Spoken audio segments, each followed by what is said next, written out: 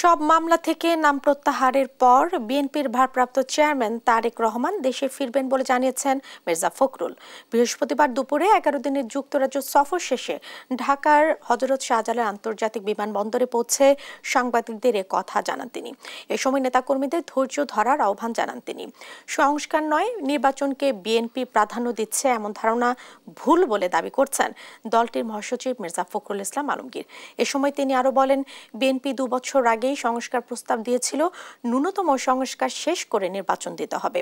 বাংলাদেশে যে সমস্যাগুলো সৃষ্টি হয়েছে তা নির্বাচিত সরকার ছাড়া মোকাবেলা করা চ্যালেঞ্জিং বলে বলছেন বিএনপি মহাসচিব। তিনি বলেন, আলোচনার মধ্য দিয়ে ভারত ও বাংলাদেশের সংকট সমাধান করতে হবে।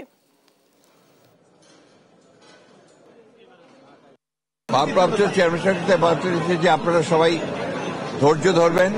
একটা বিশাল জয় সূচিত হয়েছে জনগণের। এই বিজয়কে ফলপ্রসূ করতে হলে অবশ্যই সবাইকে ধৈর্য ধরে কাজ করতে হবে এবং গণতন্ত্রকে প্রতিষ্ঠা করতে হবে এবং গণতন্ত্রের যেটা প্রথম পদক্ষেপ ফটক, সেই ফটকে নির্বাচনের জন্য সবাইকে প্রস্তুতি নিতে হবে।